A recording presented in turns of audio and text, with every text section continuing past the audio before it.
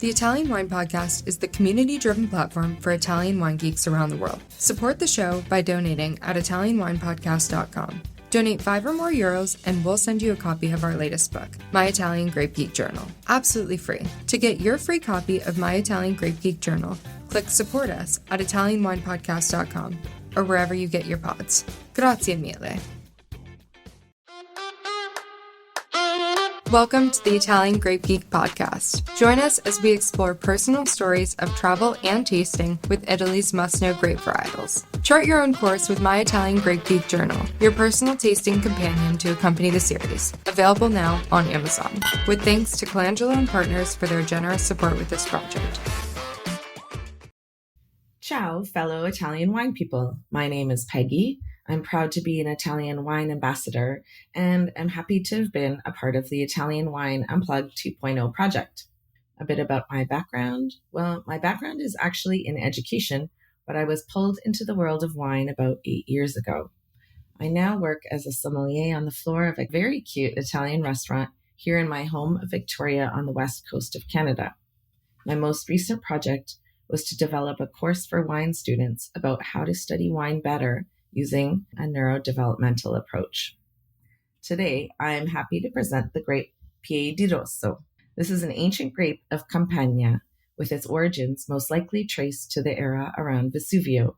The name Piedirosso means red foot, alluding to its vibrant red-colored stalk.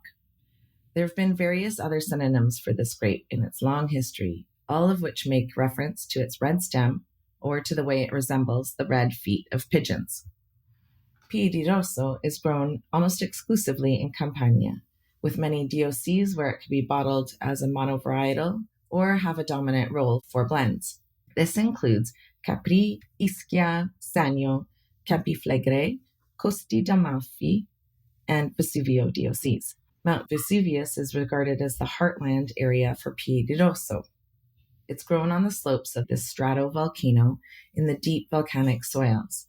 The texture of these soils is loose, which allows for ungrafted vines to thrive here. The soils were celebrated for their remarkable fertility by ancient Greek settlers and have drawn people to live and farm in this area for many, many centuries.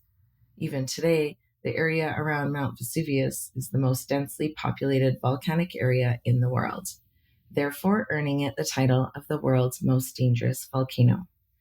Wines in the Vesuvio DOC can qualify to use the sub-designation of Lacrima Cristi Rosso, where Piedirosso can be blended or appear as a monovarietal.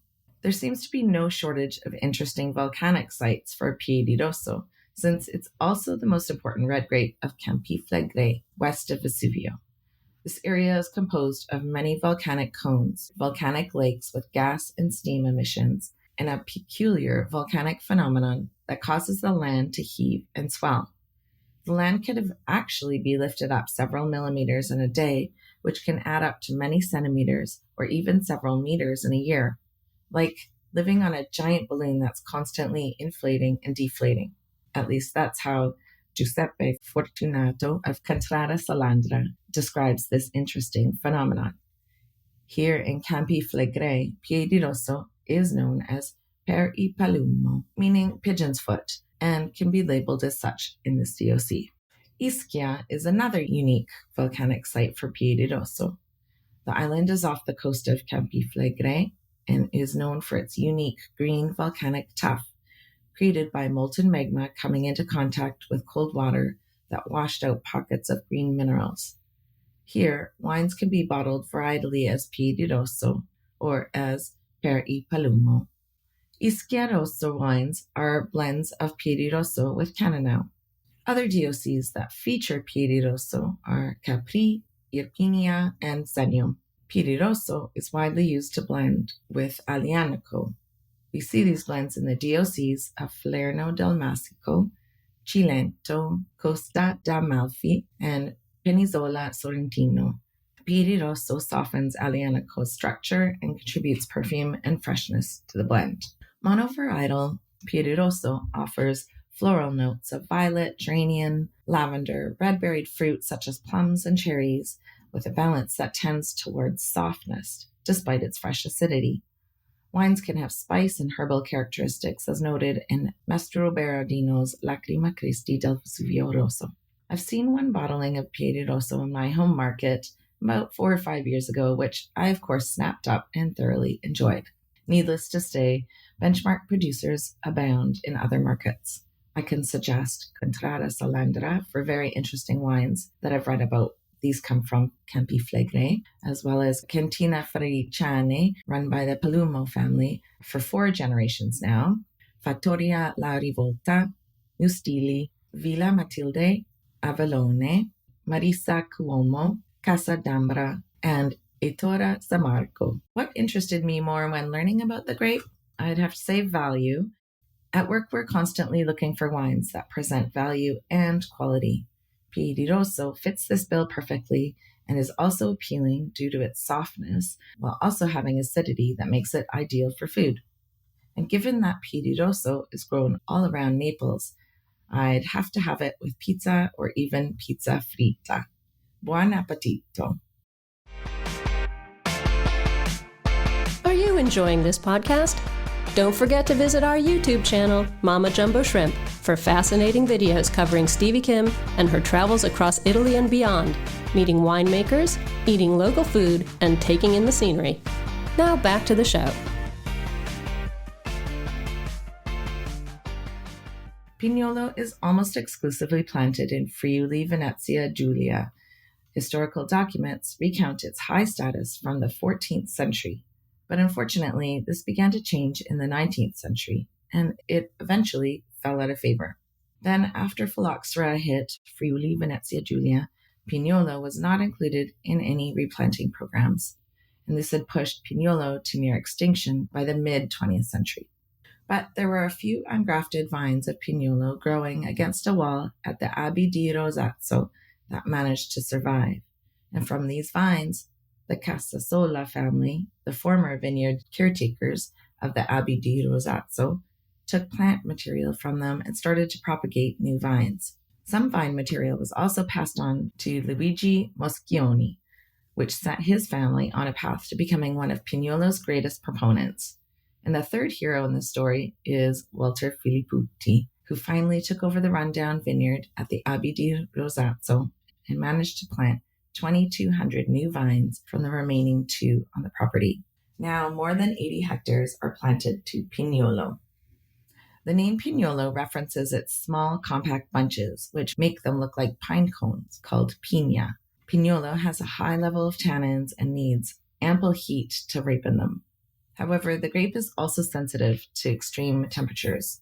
Its small, compact bunches are also sensitive to powdery mildew. Therefore, ideal sites would have plenty of sunlight to help to reduce disease while also promoting phenolic ripening. In the cellar, some producers employ oak treatment in an attempt to soften the hefty tannins. But the challenges associated with such high tannins become less intense as Pignolo vines get older and temperatures get warmer. Now that vintners are becoming less reliant on oak treatment, other techniques in the cellar are being used successfully, such as maturation in amphora, large neutral oak, and lots of bottle aging to soften those tannins. I recently heard a fun anecdote about Pignolo. It's from a man named Alessandro Cosa, who recently opened a wine bar in Udine, which is a province where Pignolo is mostly grown.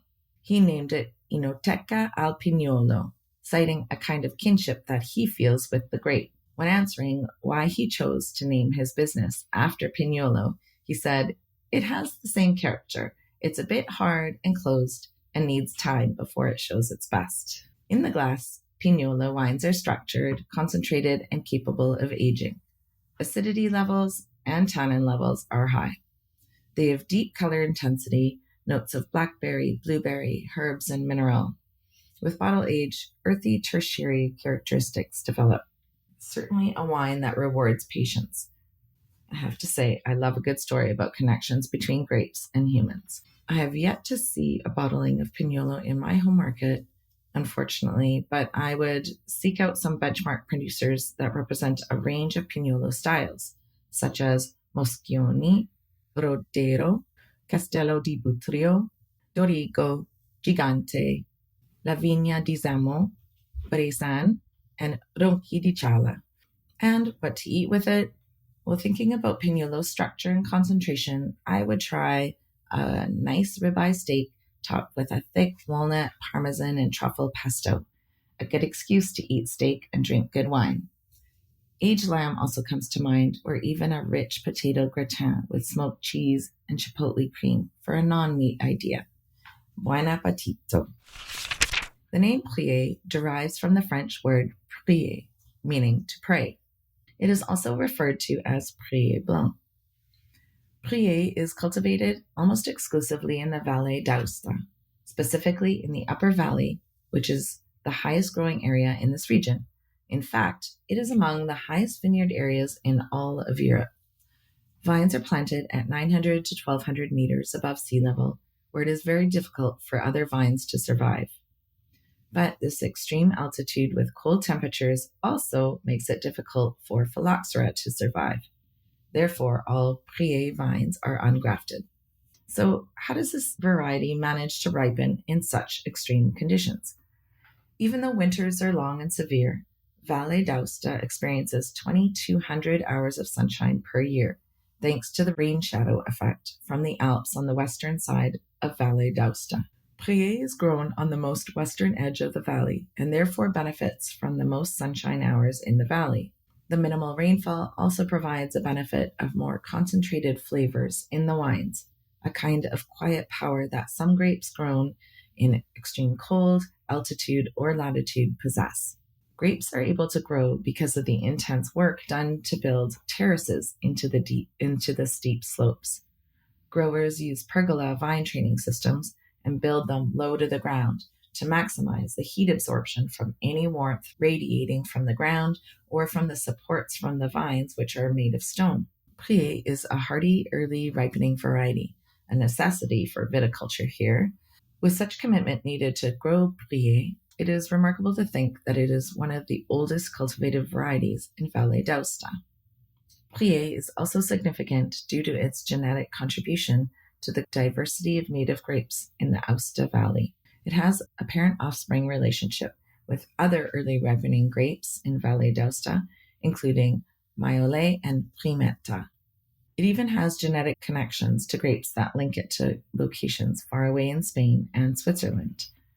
Prié is made in a range of styles, including dry, still wines, sparkling wines, usually Metodo Classico, and sweet wines. Wines are characterized by fresh florals, green apple, and some hints of stone fruit in warmer vintages. Wines are marked with steely minerality, high acidity, and what is described as a mountain freshness. Prié makes a lovely aperitivo, and of course is enjoyed with foods such as fish with a simple preparation to highlight Prié's quiet power.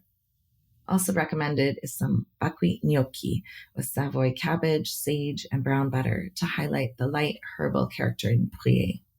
Production for these wines is small, given that plantings only cover about 30 or so hectares. Needless to say, I've yet to encounter one in my home market. However, some benchmark producers to try are Hermès Pavese, Maison Albert Vouvet, Piero Brunet, and Vouvet Marziano, and Cave Mont Blanc de Morguet et La Salle. I was reading through the website of this remarkable co-op enterprise and came across a comment written by Luigi Veronelli. He said something interesting. He said you need to listen carefully to the wine. I imagine him to be referencing the purity of flavors and long persistence in these delicate wines, as though he were championing Prié's delicate intensity of flavors in a world where they might be overlooked in favor of wines with power and intensity. And just one last quote. This one from the folks who run the Cave Mont Blanc de Morguet et La Salle that seems to perfectly describe their commitment to Prié. They say, to make a good wine, you need a madman to cultivate the vineyard, a wise man to regulate it, an artist to make the wine, a lover to drink it, and, we would add, a poet to sing its glory. Chin chin. Listen to the Italian Wine Podcast wherever you get your podcasts. We're on SoundCloud, Apple Podcasts, Spotify, Himalaya FM, and more. Don't forget to subscribe and rate the show. If you enjoy listening, please consider donating through ItalianWinePodcast.com. Any amount helps cover equipment, production, and publication costs. Until next time, cin cin.